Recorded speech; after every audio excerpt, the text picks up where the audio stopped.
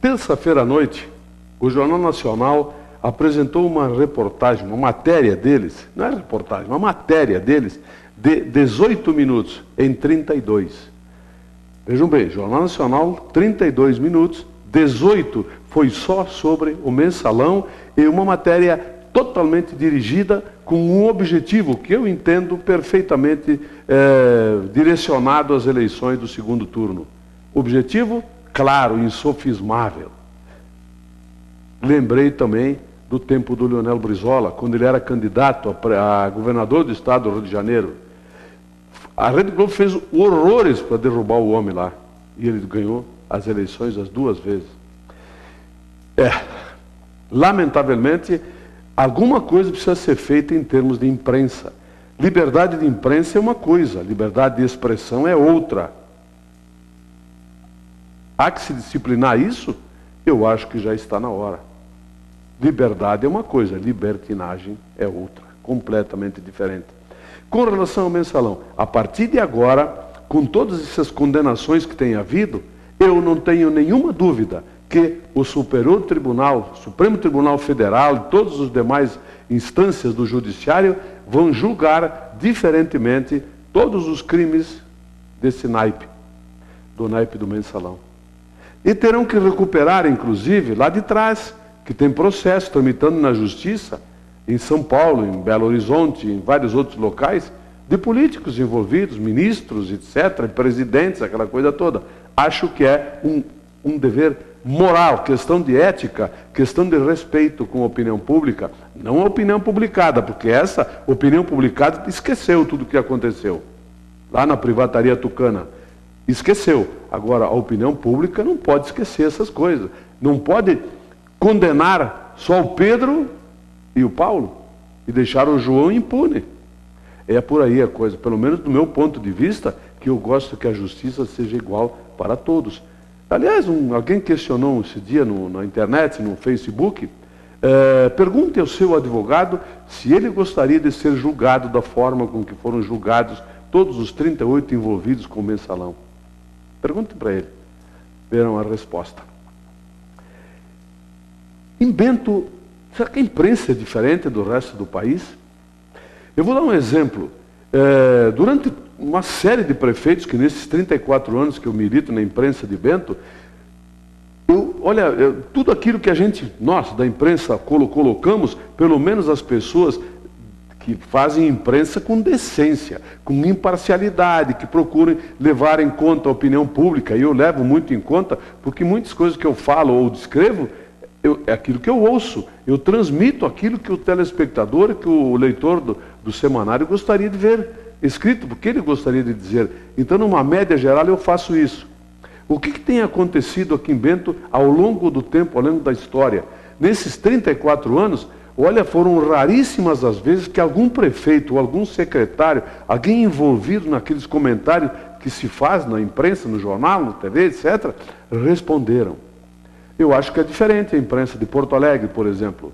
O colunista da Zero Hora, Paulo Santana, ele escreve qualquer coisa lá, como ele escreveu essa semana, falando sobre as mortes nas prisões, mostrando sua indignação com isso, e o governador do estado respondeu a ele, deu as devidas explicações, e ele publicou as explicações.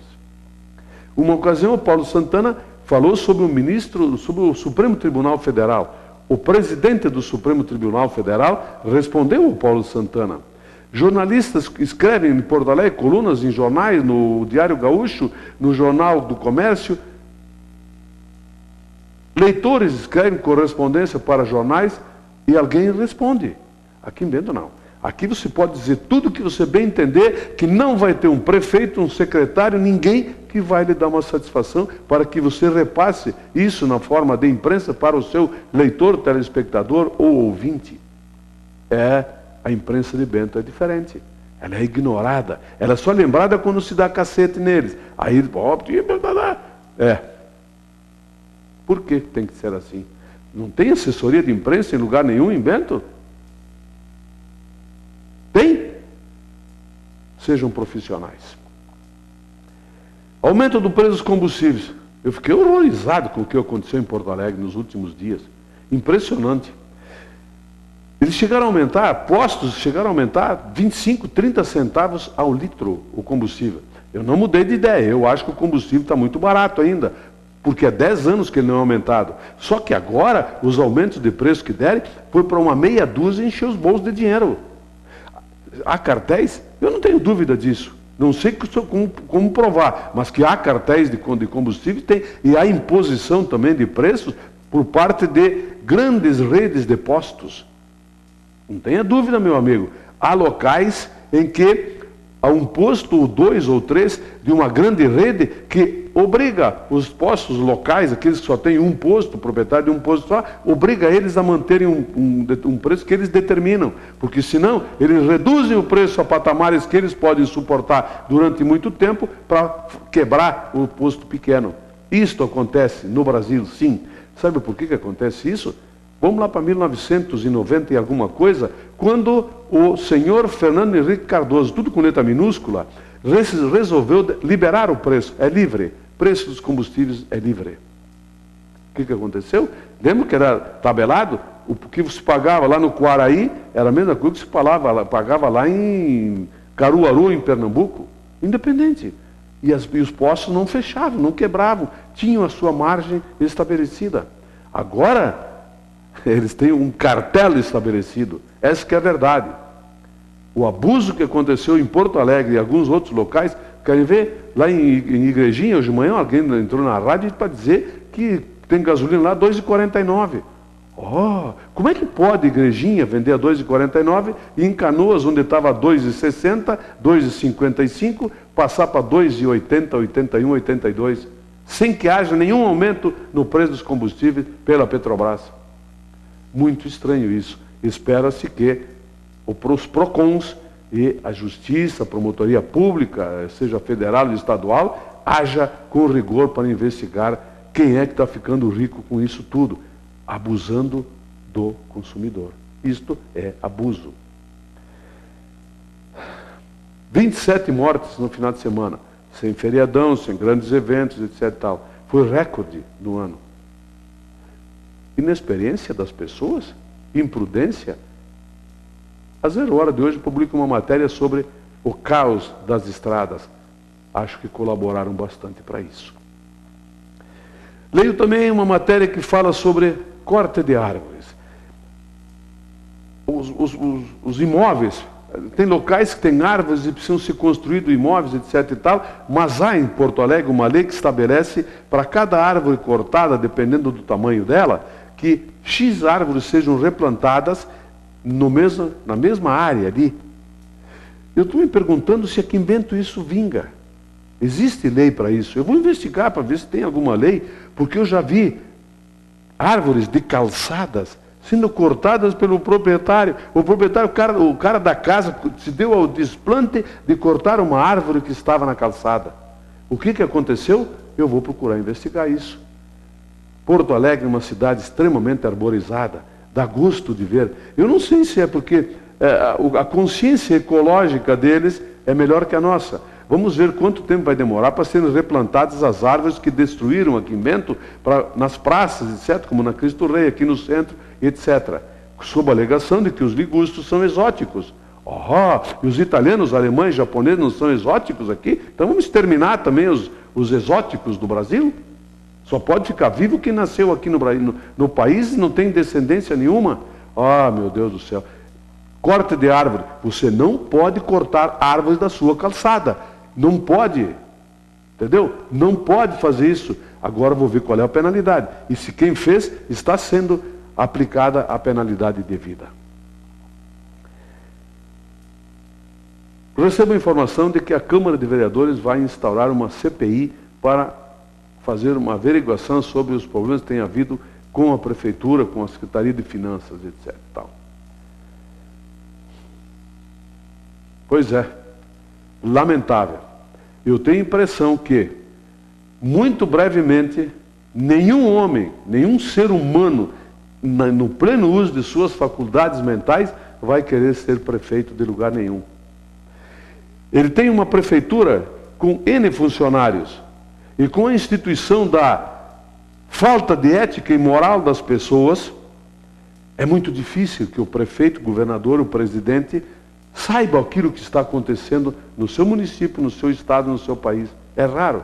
Nós temos vários prefeitos aí que estão respondendo na justiça, no Tribunal de Contas, por algumas coisas que aconteceram nos seus governos, e eles fizeram com a melhor das boas intenções, e muitas vezes até não sabendo, mesmo não sabendo. Olha, vai ser complicado. Estão levando a coisa para um patamar que eu não sei onde vai terminar. É muito complicado esse patamar que estão levando as coisas. Acabar com a corrupção é dever do Brasil. Mas nós temos que começar lá nas famílias, orientar, fazer o que minha mãe, no tempo antigo faziam. A gente aprendia que o que é dos outros, o que é nosso que nós podemos dispor. Não é bem assim agora. Tem a droga, ele tem que roubar por causa das drogas. Eu fico tão irritado com isso que eu nem gosto até de falar. Lamentável, profundamente lamentável, como diz Haroldo de Souza quando narra futebol. Arena do Grêmio. Inauguração prevista e deverá acontecer no dia 8 de dezembro. Está sendo definido tudo agora em termos de valores, de locais, aquela coisa toda. O que vai acontecer vai ser um dia de grande festa em Porto Alegre, sem dúvidas. Dizem os seus organizadores que Porto Alegre, o Rio Grande do Sul e, quiçá, o Brasil nunca viu uma festa de tamanha envergadura. Os ingressos vão começar a ser vendidos. Os sócios também pagarão. A inauguração não tem sócio entrada de graça, não tem nada disso. Vão ter que pagar. Eu quero saber só hoje, definir como vai funcionar isso. Acho que os sócios terão prioridade na aquisição de ingressos. Mas a partir de hoje à tarde eu já vou ter condições de informar a todos sobre isso. Estádio Olímpico será demolido. O último jogo dele vai ser no dia 2 de dezembro, o Grenal. Já muita gente querendo ver esse jogo final. Tem poucos jogos ainda no Estádio Olímpico.